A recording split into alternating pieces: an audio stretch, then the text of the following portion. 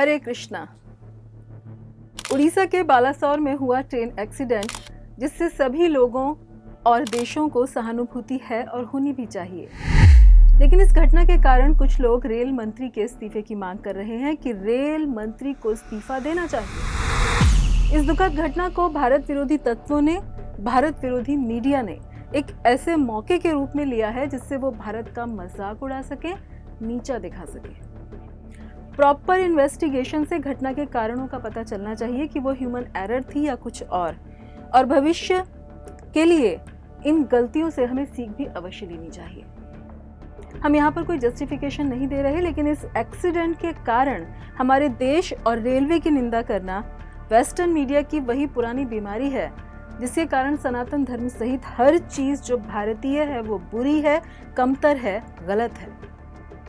क्या अजीब नहीं लगता कि क्यों एक साथ विदेशी मीडिया इस घटना की निंदा कर रहा है, जबकि ट्रेन एक्सीडेंट्स तो पूरी दुनिया में होते हैं। Spain, Greek, Austria, Belgium, Italy, दुनिया के सारे बड़े एडवांस देशों में एक्सीडेंट्स होते हैं। भारत पॉपुलेशन की दृष्टि से, जनसंख्या की दृष्टि से दुनिया का नंबर 1 देश बन चुका है, लेकिन देखें तो पॉपुलेशन की तुलना में यहाँ होने वाले एक्सीडेंट्स और डेथ रेट्स विदेशों की तुलना में कम हैं। लेकिन भारत में जब ऐसा कुछ हो जाता है तो उसे इतना ज्यादा प्रोजेक्ट हाइप क्यों किया जाता है, आइए समझने की कोशिश करते हैं। भारतीय रेल नेटवर्क को एशिया का सबसे बड़ा और विश्व का चौथा सबसे बड़ा नेटवर्क कहा जाता है। भारतीय रेल में रोजाना 2.5 करोड़ से ज्यादा यात्री सफर करते हैं, जो पूरे ऑस्ट्रेलिया की आबादी के बराबर है। पिछले 9 सालों में मोदी जी की लीडरशिप में हमारे देश ने हर क्षेत्र में प्रगति की है और रेलवे नेटवर्क का विस्तार तो शानदार रहा है। इंडियन रेलवेज का मैक्सिमम इलेक्ट्रिफिकेशन हुआ है। High speed endogenous train Vande Bharat इन्होंने लाई है। दुनिया का सबसे ऊंचा रेलवे पुल जम्मू कश्मीर में बनाया गया है, जिसकी ऊंचाई एफिल टावर से भी ज्यादा ऊंची है, जो कश्मीर तक आवाजाही को बहुत आसान कर देगा। और रेल दुर्घटनाओं की संख्या तो पहले की तुलना में आधे से भी कम हो गई है।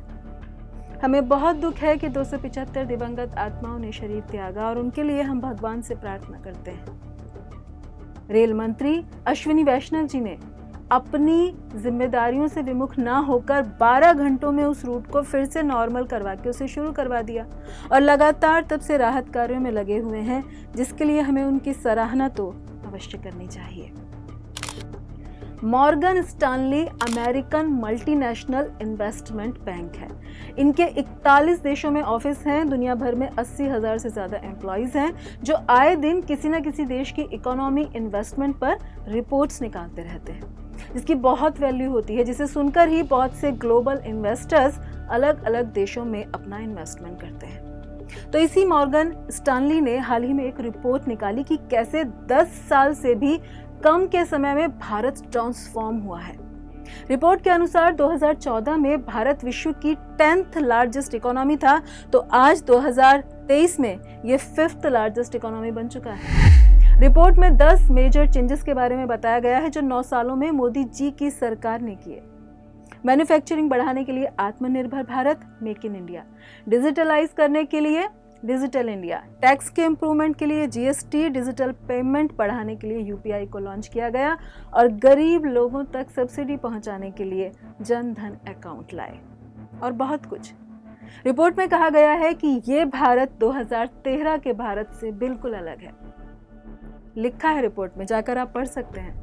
उन्होंने कहा बड़ी बड़ी इकोनॉमीज रिसेशन की तरफ जा सकती हैं फ्यूचर में, लेकिन भारत उस समय भी तेजी से ग्रो करेगा। और आगे उन्होंने कहा कि अगर भारत ऐसे ही ग्रो करता है तो 2027 तक जर्मनी और जापान को पीछे छोड़कर दुनिया की 3rd लार्जेस्ट इकोनॉमी बन जाएगा और इकोनॉमिक पावर हाउस होगा, जहां हर आदमी की इनकम भी बहुत अच्छी होगी। वहीं बैंक की रिपोर्ट में यह भी आया कि भारत को सुपर पावर बनने से रोकने के 2 कारण हो सकते हैं। पहला, पूरी दुनिया में किसी और वजह से हुआ रिसेशन, या दूसरा 2024 में वर्तमान सरकार का ना आना। जैसा कि हम देखते हैं ना कि कोई धनवान, कोई पैसे वाला व्यक्ति यदि कोई सिद्धांत या कुछ भी कहता है, नॉर्मल सी बात, तो सब लोग उसको बहुत ध्यान से सुनते हैं, मानते हैं। लेकिन कोई गरीब, कोई अच्छी बात, कोई सिद्धांत भी कहे तो सब कहते हैं चल अपना काम कर। क्योंकि धन के साथ आती है सुपर पावर, और सुपर पावर यानी सुपर अथॉरिटी, जिसकी सब सुनेंगे, सब जिसको फॉलो करेंगे। यानी भारत के सनातन धर्म का वर्चस्व सब और चारों ओर। लेकिन कुछ लोगों को ये अच्छा नहीं लगता, क्योंकि दूसरों को आगे बढ़ता हुआ देखना कौन चाहता है। इसीलिए भारत के प्रगति के रथ को रोकने के लिए षड्यंत्र हो रहे हैं। भारत विरोधी तत्व भारत विरोधी मीडिया को स्पॉन्सर करते हैं और भारत की जनता सहित पूरी दुनिया को गलत पिक्चर दिखाकर भ्रम में डालते हैं। लेकिन हमें अलर्ट रहना होगा, समझना होगा कि अंग्रेजों ने भी फूट डालो और राज करो की नीति से हमारे देश को 2 भागों में बांट दिया था। और मैकाले के बारे में तो जानते ही होंगे, जो ब्रिटिश सरकार में सार्वजनिक शिक्षा समिति का अध्यक्ष बनकर आया था। उसने इंग्लैंड में ब्रिटिश क्वीन को लेटर लिखकर यह कहा था कि मैं भारत के कोने कोने में घूमा, मुझे एक भी व्यक्ति ऐसा नहीं दिखाई दिया जो भिखारी हो, चोर हो। इस देश में मैंने इतनी धन दौलत देखी, इतने ऊंचे चारित्रिक आदर्श देखे, मनुष्य देखे, गुणवान, कि मैं नहीं समझता कि हम इस देश को कभी जीत सकते हैं जब तक इसकी रीढ़ की हड्डी को नहीं तोड़ देते, जो है यहाँ की आध्यात्मिक और सांस्कृतिक विरासत। और इसीलिए मैं ये प्रस्ताव देता हूँ कि हमें इसकी पुरातन शिक्षा व्यवस्था यानी गुरुकुल, इनकी संस्कृति को बदलना चाहिए। क्योंकि अगर ये खुद सोचने लग जाएं कि विदेशी और अंग्रेजी जो कुछ भी है वो अच्छा है और अपनी चीज़ों से, हमारी चीज़ों से बेहतर है, तो अपनी ही संस्कृति को ये लोग भुलाने लगेंगे और बिल्कुल वैसे बन जाएंगे जैसे हम चाहते हैं, यानी बिल्कुल एक गुलाम।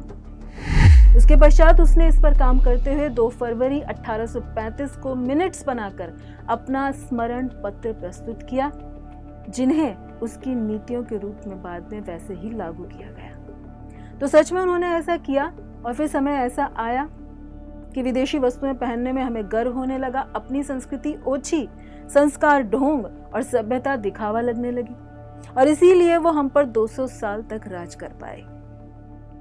आजादी के बाद दशकों तक हम इस सोच से चिपके हुए थे कि जो भी विदेशी है वही बेस्ट है और अपना है देसी है तो बेकार है, क्योंकि हमारे सामने ये सब इस तरह से प्रस्तुत किया गया था। लेकिन अब अपने धर्म, अपनी संस्कृति को जब एक बार फिर हम जान रहे हैं, तो देख रहे हैं कि हमारे वैदिक पुरातन सभी मंदिरों का जीर्णोद्धार हो रहा है, जिसके साथ साथ आर्थिक स्तर भी सुधरा है। जैसे काशी विश्वनाथ मंदिर, केदारनाथ, दशकों की प्रतीक्षा के बाद बन रहा श्री राम जन्मभूमि मंदिर, जिनके बनने से लोगों में न केवल भगवत चेतना होगी, बल्कि उन मंदिरों के आसपास रहने वाले सभी लोगों को रोजगार मिलेगा। जी हाँ, मंदिरों के आसपास कई होटल्स बनते हैं, धर्मशाला, सराय बनती हैं, यानी बिजनेस मिलता है। ऑटो वाले, रिक्शा, टैक्सी वाले को बिजनेस मिलता है, फूल वालों को, पूजा की सामग्री वालों को, पूजा की किताबों वालों को, मिठाई वालों को, नारियल वालों को, फल वालों को बिजनेस मिलता है। पर्यटन बढ़ता है, जिससे इकोनॉमी बढ़ती है, लोगों की, राज्य की, देश की। सीधा सा सूत्र कि भगवान की सेवा होगी तो लक्ष्मी जी का आशीर्वाद मिलेगा ही। लीडर तो वही देश होना चाहिए और होगा जिसके पास वैल्यूज होंगी, और वैल्यूज आती हैं आध्यात्म यानी स्पिरिचुअलिटी से। हमारा देश भारत महान था, है और रहेगा, लेकिन आज उसकी महानता कहीं ढक गई, कारण कि हम हमारी संस्कृति को भूल गए। हमारा देश पूर्व में सोने की चिड़िया था, तो आज भी उसमें पूरी क्षमता है अपने उसी गौरव को पाने की, यदि हम अपनी यूएसपी को वापस अपना लें, स्वीकार कर लें, और वो है हमारी वैदिक सनातन संस्कृति, हमारा आध्यात्म, हमारी संस्कृति भक्ति की संस्कृति। और अगर ऐसा हुआ तो देखिएगा कि हर तरफ चहुमुखी विकास होगा, क्योंकि material prosperity follows spiritual prosperity. आज फिर भगवान ने हमें मौका दिया है कि हम वापस उठ रहे हैं, प्रोग्रेस कर रहे हैं, सुपर पावर बन रहे हैं, तो जिम्मेदारी भी बढ़ रही है कि सचेत रहें, क्योंकि मैकाले तो चारों ओर हैं। बस इतना पक्का करें कि फिर किसी जयचंद से हमें नुकसान न पहुंचे। धन्यवाद। हरे कृष्णा।